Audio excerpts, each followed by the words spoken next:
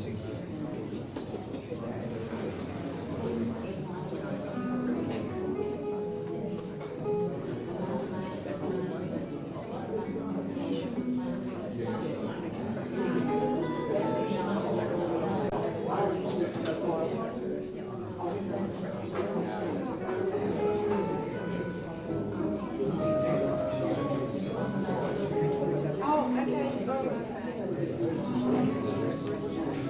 okay.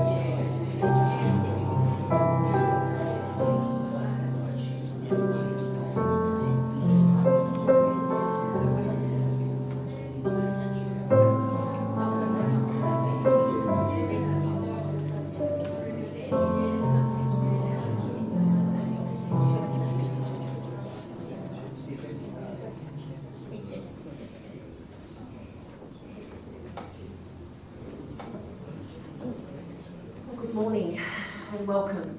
A beautiful piece of music to begin today's farewell. Before we begin, could I ask you, if you haven't already done so, to please switch off your phones or pop them onto silent for the service. That would be very much appreciated. Well, welcome everyone, and thank you for being here as we gather in loving memory of Betty. And a very warm welcome to those joining us via live stream. There are some close family members that can't be here with us in person, in particular Betty's granddaughter Alex, who is in Japan. We hope that she feels a very special part of today's service. With the spirit of love and friendship that you each bring from both near and far, this service for Betty will be made even more special, and I know that her very proud and loving family appreciate your friendship and support as we take this time to remember and celebrate her life. My name is Gina Breaking, and it really is an honour to have been invited to lead today's service. It is my hope that this morning will pay tribute to Betty in a meaningful way and reflect on the many qualities that made her the special mother, nana, sister, aunt and friend that she was. We are gathered here this morning in this beautiful chapel to honour the life and memory of Betty Dean. Today memories will be shared and you will all feel a sadness that she is no longer a physical presence in your lives. However, in spending this time together comes the warmth of a life lived and a love and many friendships shared, and memories that will live on long after we say farewell. Reaching 87 years of age, Betty lived a full, adventurous and happy life. She was never one to need or want a big fuss made of her. However, it is important that we take this time to pay our respects and bid her a fond and loving farewell. Instead of focusing on the sadness of Betty's passing, it was her family's wish that we remember and celebrate the many things that gave her joy, including, but not necessarily in order, her love of jewellery, clothes, shoes and shopping, her passion for travel and adventure, and her dedication to her work. It's also important to acknowledge that she made many special friendships along the way, obvious by today's attendance. And importantly, we will reflect on Betty's devotion and love of her family. Betty was the dearly loved wife of Bruce, who is deceased, a very loving mother of Kendra, Deborah and Peter, and a very proud nana to Alex, Carlin, Laken and Tully. To her extended family, including her brothers Ted and Jim, who are both deceased, her sisters Ruth and Jill, who join us today, and to her many friends here this morning, you were all an important part of Betty's life, and I'm sure if she could, she would thank you all for the love and the friendships that have been shared. As you take this time to remember her in your own special way, may it also be a warm reminder of how much Betty has meant to you all. Or summing up a person like Betty is going to be a difficult thing to do, for no eulogy or tribute will truly capture her story. No matter how well you all knew Betty, our words today can never truly do her justice. Each of you here have your own special memories. You have all known her in different ways, and I'm sure there are many things you'll continue to remember. Here is just a little snapshot of Betty's life as remembered by her family. Born at Sister Bulls in Bairnsdale on the 8th of October 1936 to parents Walter and Anne Weiss, Betty was the eldest of 5 children. She had 2 younger brothers, Henry, or Ted as he was known, and Jim, and 2 younger sisters, Ruth and Jill. Deb did some research on events that occurred during important milestones in Betty's life. So in the year that she was born, 1936, King George V died, Edward abdicated, Joseph Lyons was our Prime Minister, and Fred Astaire had a hit with The Way You Look Tonight. Just to give you a little context of the era that she was born. When Betty was around 3, the family moved to East Buchan, where her brothers Jim and Ted were both born. They then moved to Orbost for her dad's work. Ruth was born while they were there, and then they went to Sale for a short time before returning to Buchan. During World War II, the family moved to Bendigo. Betty would have been about 5 or 6. Walter had joined the army, but he was medically discharged due to his asthma. He worked in an ordnance factory, and her mum Anne took him to the borders for extra income. Betty remembered living in the centre of town in a little laneway, and the family being very poor. She also shared a memory with her family of seeing an orange for the first time, which was a real treat. Betty's younger sister Jill was born while they were in Bendigo, completing the family. Well, to ease things a little, Betty went to live with Auntie Nellie, and Ruth lived with Auntie Mitty and Harry, while the boys and Jill stayed in Bendigo. After the war, the family were all reunited in Buchan, but they lived a fair way out of town with no car. The kids would walk to and from school, barefoot and carrying their shoes so they would last a little longer. They walked along the road, which took longer, but if they were feeling brave, they would cut through Mitten's paddock, risking a confrontation with their bull. Well, Walter and Anne worked hard to keep their family fed. Walter's asthma meant that he spent a lot of time in and out of hospital, and Anne had to manage on her own with 5 kids to take care of. They only ate what was growing in season and whatever the boys could catch by way of rabbits or parrots. Betty wasn't able to attend high school, but she completed 2 years of correspondence before starting to work to help the family. As a teenager, Betty attended many local dances, often with friends, and they went by horse and cart, and she was bridesmaid at many weddings. When she was 19, she and her friend Dawn Begley decided to head off on a working holiday. They waitressed at the Hydro Majestic in the Blue Mountains, and they had a great time on the Gold Coast. This trip was the catalyst for Betty's ultimate love of travel and adventure. Well, returning home, Betty lived in Bairnsdale and she got a job at the Advertiser working for the Yates family. She was the bookkeeper and she absolutely loved this job. When she was around 20, she met local man Bruce Dean and they were married in 1959. That same year, construction began on the Opera House. Then in 1960, birth control was approved. However, it was too late and Kendra was born. In 1964, Betty and Bruce moved to Weems Parade from Weems Parade to Scott Street, where they built a beautiful home. This same year was the year the first Aussie troops were sent to Vietnam. Nelson Mandela was sentenced to life in prison. The Beatles came to Australia, and it's also when Deb was born. Then in 1966, the Australian currency changed from pounds to shillings to dollars and cents. Harold Holt mysteriously disappeared, but Peter was born, completing the family. Somewhere along the way, with 3 young children, Betty completed her nursing training, and she became a nurse's aide. She then got a job at the Geriatric Centre in McKean Street. Well, in 1975, life was turned upside down for Betty and the kids when Bruce died after a battle with cancer. He was only 43. A widow at 38, Betty had a mortgage and medical bills and day-to-day costs of having a young family. It was a very difficult time for her to navigate. With determination and resilience kicking in, Betty made it work, juggling kids and a job.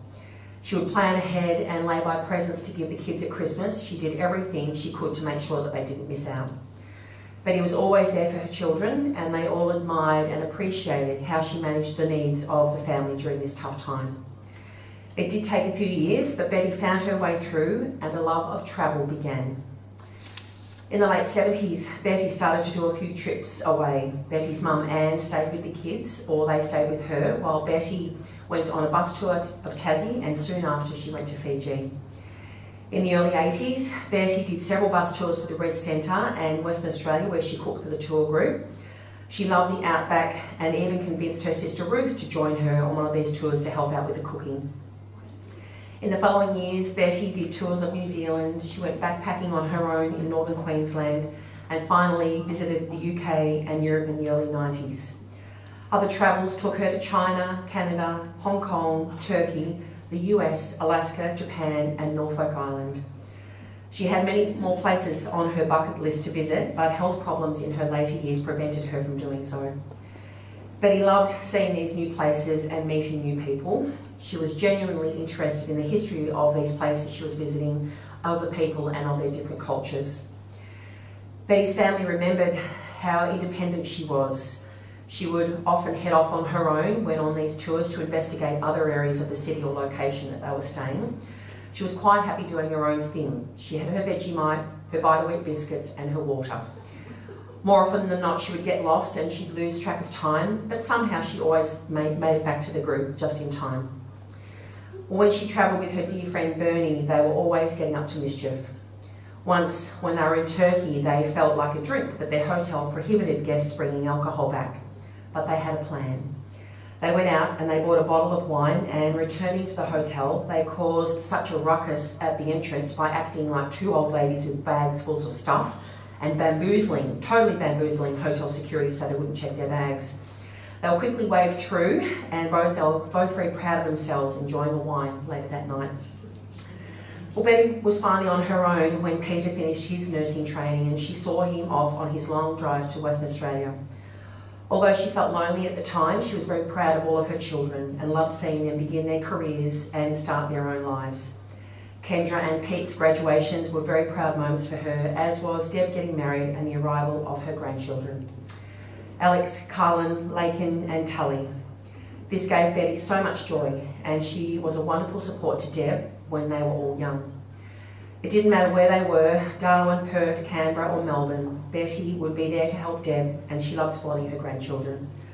A highlight for Betty was visiting her granddaughter Alex while she was working in Japan. Both loved it because they got to have some very special time together.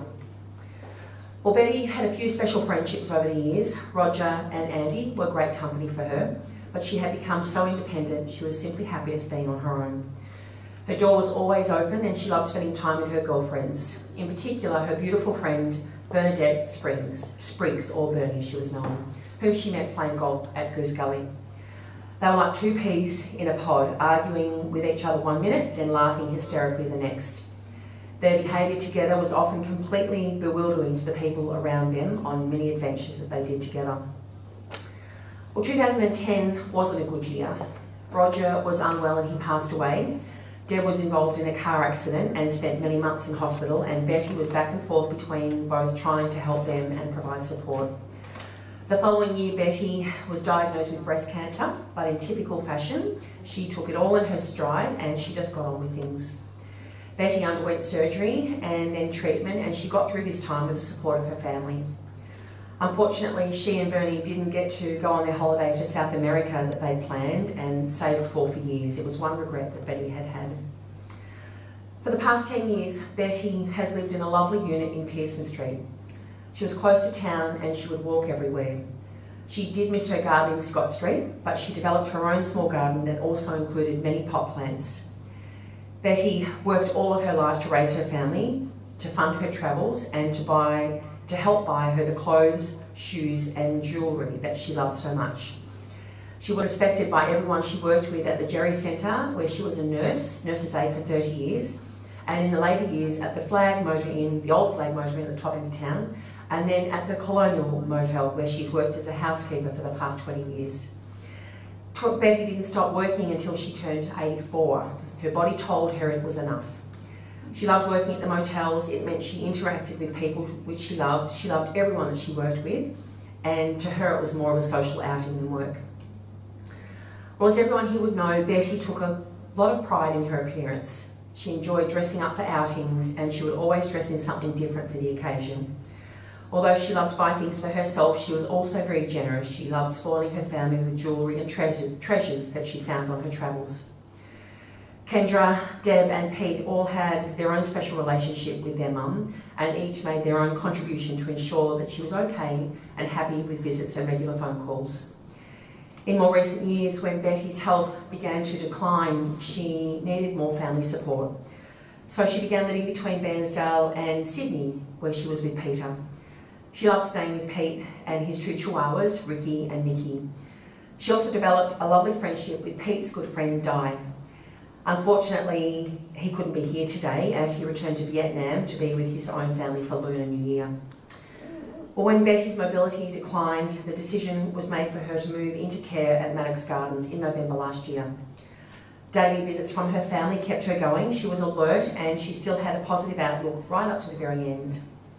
Sadly, Betty passed away in the early hours of Saturday the 3rd of February. Her family, and indeed everyone here today, I'm sure will take comfort knowing she's lived a full and adventurous life and she can now finally have some rest. So there was so much to share and remember about Betty. To continue on sharing memories, I'd like to ask Deb to come forward and begin the tributes for today. Thanks, Deb. And Pete as a wingman.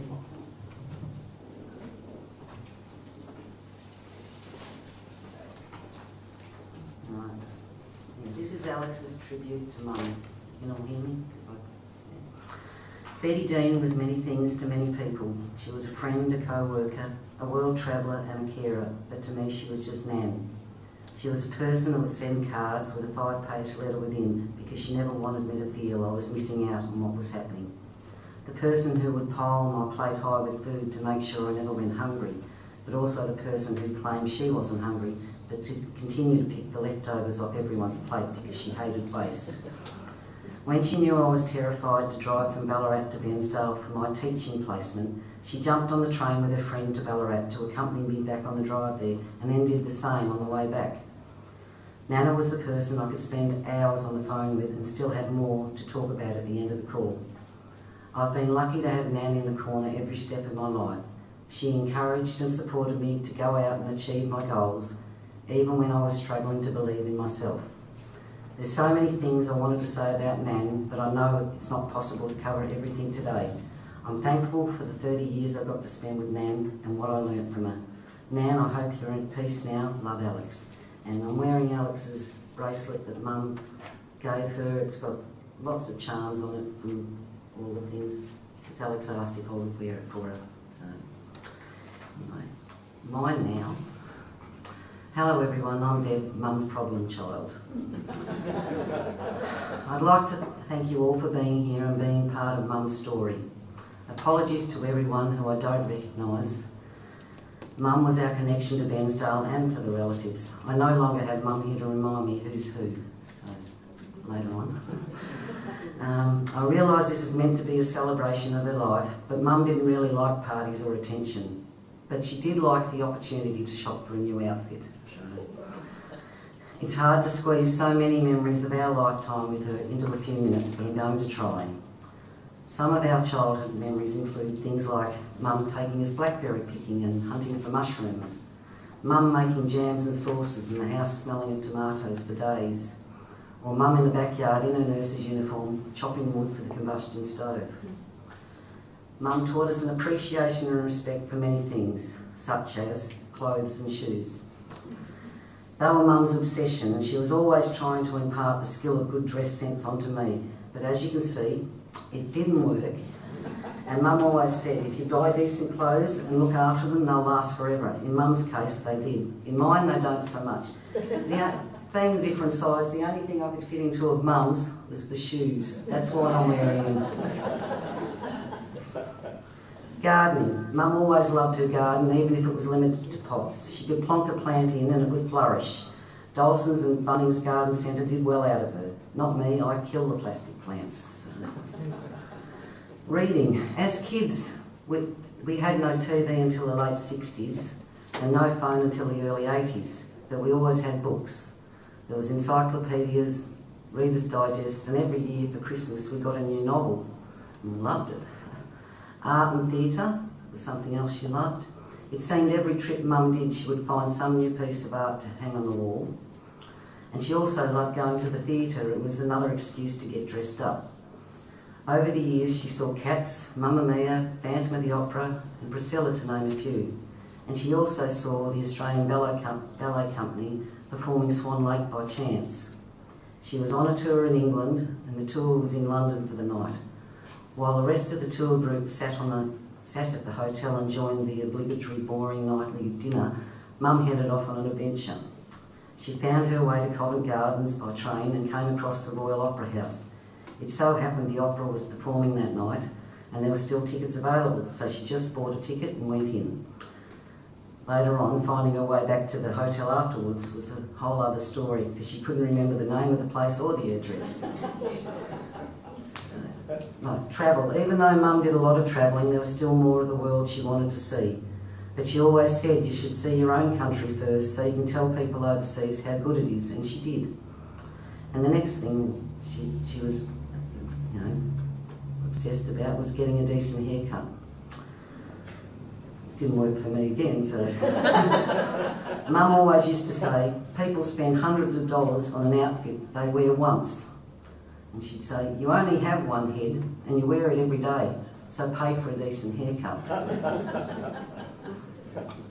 Cooking, there's another thing. I learnt to cook from Mum. Her style was not to always follow a recipe. It was throw in a bit of this and throw in a bit of that and then taste it. But to us, everything she cooked tasted great. There were soups and roasts, the baked custards, and especially the wine trifle and pavlova she made at Christmas. And speaking of Christmas, who remembers the race the next day to get to the leftovers first? Possibly it was just a Dean thing, but I think I won it a few times. So. Teeth. She always said we had to look after our teeth. Mum told us horrible stories about the travelling dentist they saw as kids. He was pretty ruthless and would pull teeth without painkillers. Mum always made sure we looked after our teeth and saw a dentist regularly. But I was the only one of the kids that had to be held down by Mum and the nurse in the dentist chair. But I was only there anyway for the cream bun we got afterwards from the bakery downstairs. Mum provided support and encouragement to us three kids, to many of those around her, even if it meant sacrificing and missing out on a lot of opportunities herself. She was determined that us kids wouldn't go without. I think she wanted us to be well-rounded citizens. We went to dance lessons at Lucknow Hall, little athletics, guides, brownies, cubs, tennis lessons. They were a lost cause on Peter and I because we only went for the Sunny Boys afterwards from the shop across the road. Mum also was adamant that we learn how to swim. She took us for lessons at the outdoor pool at 6 a.m. It was freezing. I think we all learned fast so we could get out and go home for the hot bath. Mum had never had a lesson herself. She'd been thrown in the Buchan River and told to get to the other side. And then every summer we pretty much spent it at the beach and she would sit there under the umbrella, but she knew at least we were safe in the water. Later on, she actually went and had lessons herself, and she paid for my kids to all learn. But Mum and the kids all got to learn in heated pools, so... Mum was proud of all my kids completing high school and going on to further study, as she'd never had the chance. As each of my girls started university, she bought them a laptop, so they would be helped out as she couldn't herself. Mum, I wanted to get up here and say something deep and meaningful about how much you meant to me, and at the same time tell people something funny and witty about you. You're always on the go, always running late, always getting lost, but most of all, you're always there for me. If I could have my life over again with you, Mum, I don't think I'd change anything, except I'd be kinder and more helpful to you. I'd try and give you less worries, and I'd make more time to spend with you and listen. We only get one, Mum, and you were mine. I'd like to thank Bernie for being Mum's loyal friend and travel companion and one of her biggest supporters during Mum's cancer battle. Thanks also go to Mum's most recent workmates from the Colonial Motel, Marg, Rosie and Deb, who have been Mum's second family and gave her a reason to get up and go to work every day. Finally, I'd like to thank Peter and Kendra for their love and care they provided for Mum, especially over the last few years as her health declined. Mum, I hope your favourite shops are always open and the sales are always on, and I hope your travels are trouble-free and endless. We miss you and love you. Bye, Mother Duck.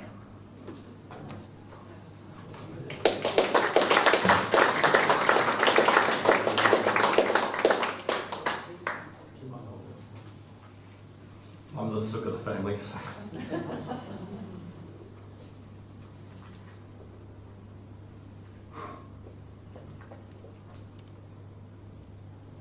Hello everyone, thank you for joining us today to remember Mum. First of all, sorry Mum for the fuss. I know you want to slip out the back door quietly unnoticed. But of all of us here today, I want to say goodbye. So you'll have to bear with us a bit longer. Just use those selective deafness techniques you used on me all the time. Pretend we're not here. I've decided to write a tribute as a letter to Mum.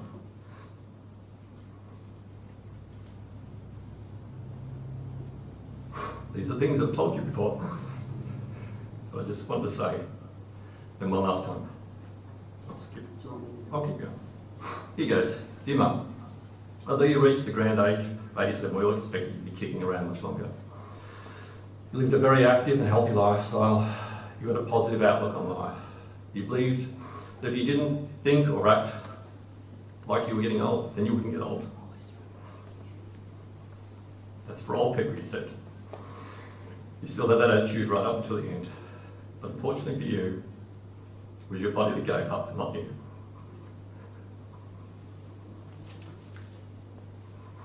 So it makes your passing all the more sad. You who are a constant in our lives, will never be replaced. With our connection with others, our information source from just about anyone, and always available sounding board. I remember you most for your unconditional generosity, your thoughtfulness, not only with us kids and grandkids, but to anyone who entered your life and when you saw a need. When we were young, we never went without. You would sacrifice to make sure we had what we needed, and more often than not, even what we wanted. At home, our life was simple. We had the basics, and we never felt like we were missing out. Our childhood was spent racing between relatives and family friends, taking the meals, doing the odd jobs, or taking them to the shops. You're always on the go. There always seemed to be an old dog that needed taking care of. Present company excluded.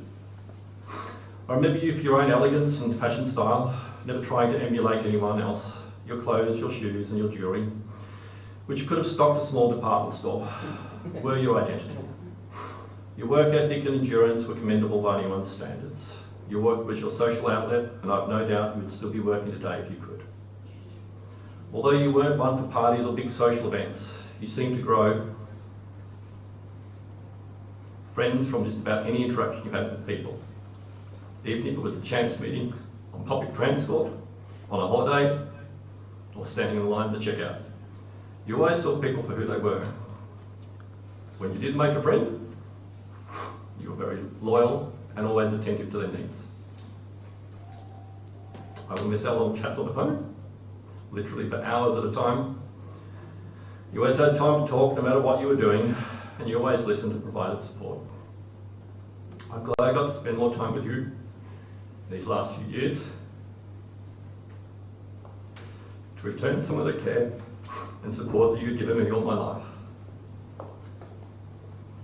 I wish this time had been on more favourable terms for you. I'll miss your humour, your wit, your cheekiness, and that roll of the eyes whenever you couldn't be bothered arguing a point with me.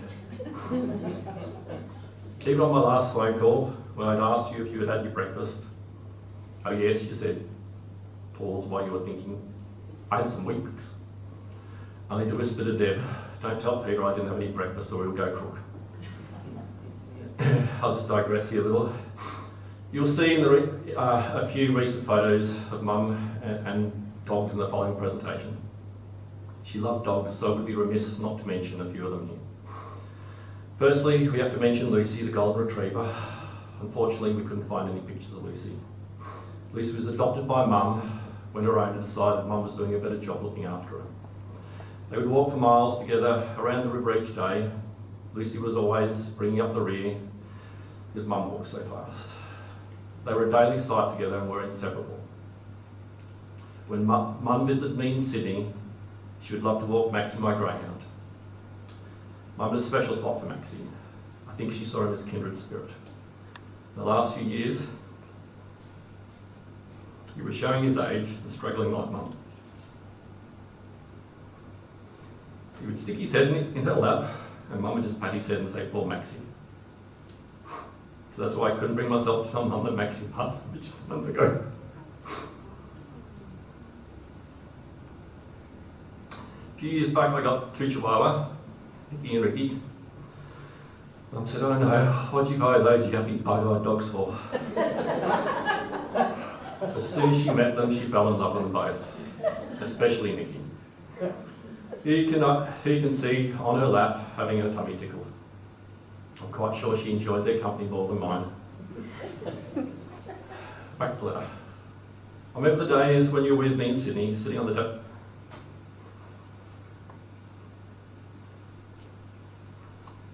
Sitting on the back decking with the pups in your lap. Just watching the birds in the garden. And just sitting quietly and reading. I think it was your escape from reality. You often said to me, I don't want to go back home, I've got to stay here with you.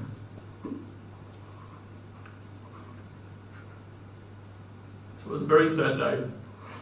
We had to pack up and leave, return to Benster. She was so quiet. Finally, you often said you didn't think you were a very good mother. That you worked when you should have been at home after Dad passed away. But I think the opposite. We always felt loved and cared for. We had everything we needed.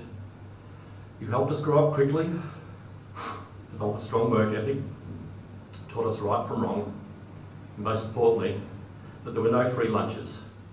You had to go out and earn them. You were humble, but proud of your kids and grandkids, and always selfless when it came to others. Few could truly be described the same way. I know all of us here have learned something from the person you were. You were a good soul, a good friend, and most of all, a good mother. I will always cherish my memories of you. I could go on and on about you, Mum, but I think I've embarrassed you enough now. Thank you for being you. Thank you for always being there.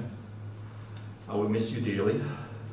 So for the last time, I love you, Mum, and goodbye. Sorry about the waterworks.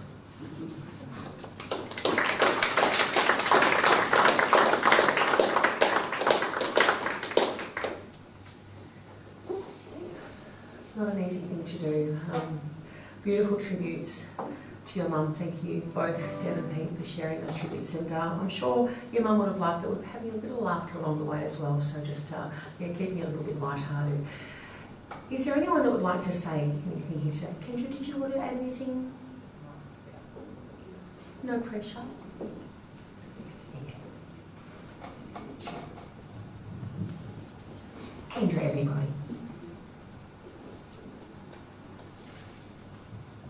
Hi everybody. I think Deb and Pete did a really good job, and there's not a lot more that I can probably add. I think I've pretty well covered everything, but I think there was just something said in the car park in the way in, which is, for once, Betty's actually going to be on time. And for most of us who've had anything to do with, Mum over the years, Mum never managed to get anywhere on time and drove everybody insane. So this time, Mum, you're actually on time, you have no choice. And she's actually had to sit through it rather than doing that, I think I'll just disappear. So, just in terms of other things, thanks everybody for coming along today. It's lovely to see you here. One of the things Mum liked to say was, I really like a good funeral. And I said, why do you like funerals? And I said, everybody likes weddings better. And she said, no, you have to get invited to a wedding. And she said, a funeral, you just go along, you can turn up and you get a chance to catch up with everybody. And so that's what she would have enjoyed. So if Mum had had a chance, she would have been at her own funeral, having a chat to everybody, and she would have been the one everybody would have been saying, shh, sit down. So Mum would have enjoyed the chance to catch up with everybody here today. I think we've all got special memories of Mum. I know that, we all have, and I can relate to Pete's comment about Mum sitting outside the last couple of years. The only time Mum would sit still was when she came to our place. The rest of the time she was rushing around. And for anybody who's ever tried to catch Mum at home, you never could, because it was too boring being at home. You had to go outside and do something else. So if she came, to my place like she did with Pete, I used to prop her outside. We call them pods, the 2 outdoor areas. Mum would perch up out there, she'd have a glass of wine, which never went empty. And, she'd sit there and she'd read a book. And Cat would be there and Mum would just sit there quietly. And she used to say, I come down here for a rest. I think, oh, good for you, Mum. So, Mum's been a wonderful mum, and we all love dearly. And it's very sad that, as Pete said, we won't ever get a chance to talk to her anymore. And just one final thing, hopefully I can get to the end. Mum died on the Friday night, and you'll get a laugh out of this. Our budgie, Bertie Num Num, died that night too. And Bertie Num Num, for anybody who has followed, I think it's Peter Sellers, was an inherited one. Deb bought it for Darren's mum, and Bertie Num Num was only very young, and so died the same night that Mum did. So it's just one of those things. And Jennifer said to me today that it's 5 years. Is that right, Jen? Since your dad died. Yeah. And that's today. So everybody's got lots of special memories and things like that, and things that they hold dear. So thanks everybody, and thanks for coming to remember Mum.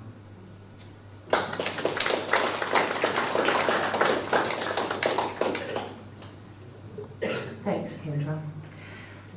Now we're going to conclude our tribute section for today's service with an audio tribute from Di, Pete's good friend in Sydney who couldn't be here with us today. He's put together just a short audio tribute, and it's a lovely way to conclude today's tributes.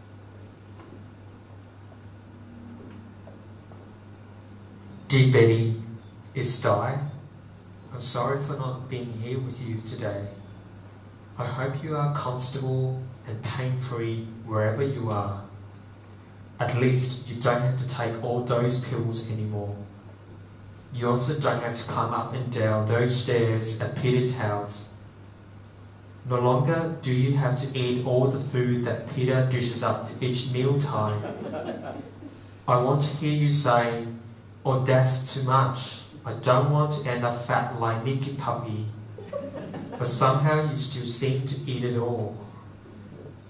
Betty, I only knew you for 7 years, but I want to thank you for allowing me into your life and letting me be part of your family.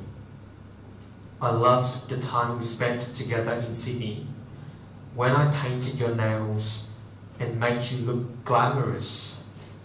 Your nails should still be bright red from when I painted them a few weeks ago when I visited you. I'll miss our walks to the duck pond near Peter's house, our long chats, going on drives when Peter was busy, and sitting in the car in Cronulla by the beach, watching the people go by. I think that was the highlight of your day. I still look at the Women's Weekly magazine every time I reach the checkout in Coles. I would buy it for you each month because Peter always forgot to. Like everyone present today, I have so many fond memories of our short time together that I will cherish.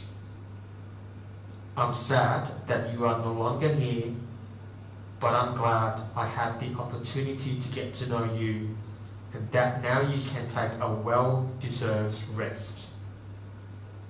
I'll pray for Kendra, Deborah, Peter, Alex, Cullen, Lincoln, Tully, Nikki and Ricky puppies.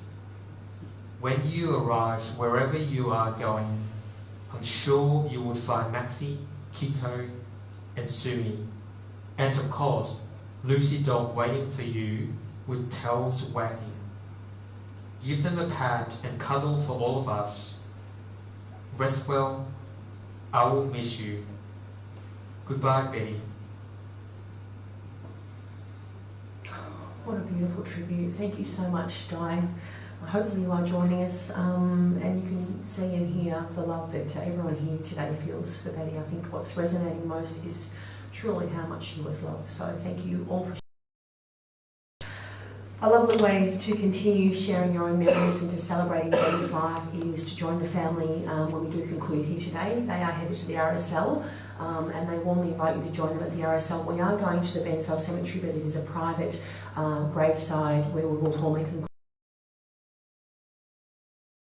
If you could make your way over to the RSL, and they would be there not too soon, not shortly after the graveside service. So if you head over to the RSL,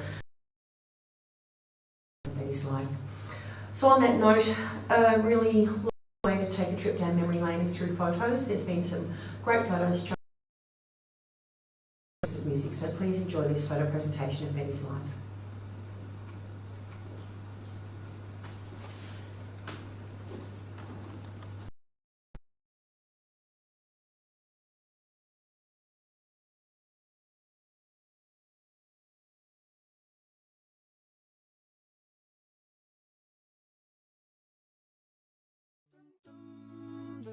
The ones that we got. Cheers to the wish you were here, but you're not, 'cause the dreams bring back all the memories.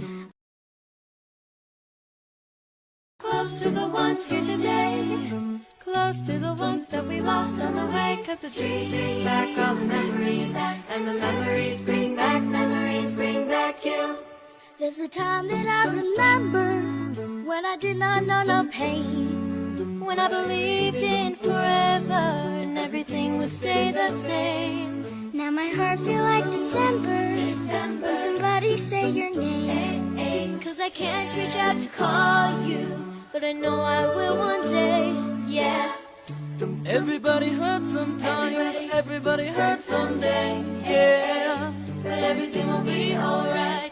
Go with your voice and say, hey. Here's to the ones that we got. Cheers to the wish you were here, but you're not. 'Cause the dreams bring back all the memories of everything we've been through. Close to the ones here today. Close to the ones that we lost on the way. 'Cause the dreams bring back all the memories, and the memories bring back you.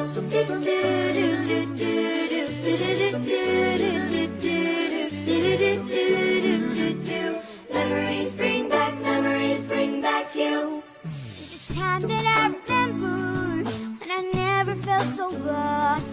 When I felt that all the hatred was too powerful to stop. Now my heart feel like an ember, And it's lighting up the dark. I'll carry these torches for ya. Let you know I'll never drop, yeah.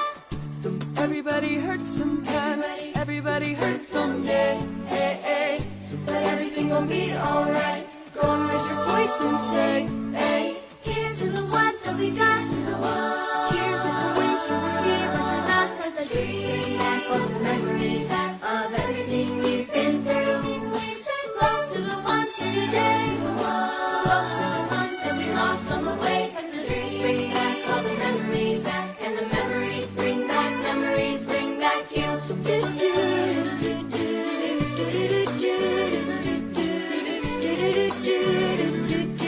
Memories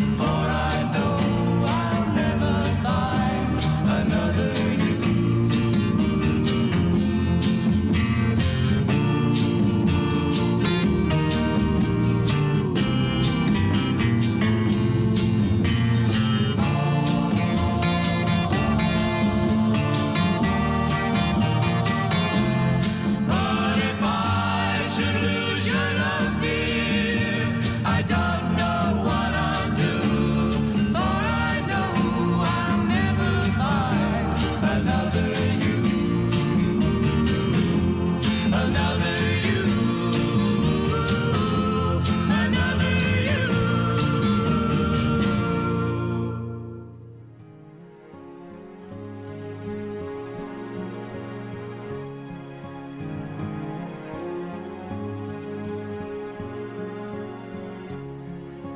I wanted you for life, you and me in the wind. I never thought there'd come a time that our story would end. It's hard to understand,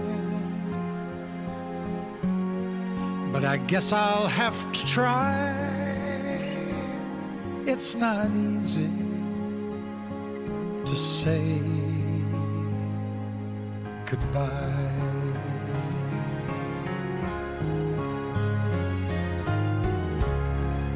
For all the joy we shared, all that time we had to spend. If I had one wish, I'd want forever back again. To look into your eyes and hold you when you cry. It's not easy to say goodbye. I remember all those great times we had. So many memories, some good, some bad.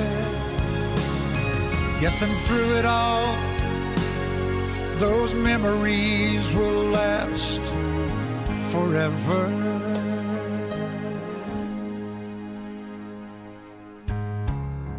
There's peace in where you are. Maybe all I need to know. And if I listen to my heart, I'll hear your laughter once more. And so I have to say, I'm just glad you came my way. It's not easy to say goodbye.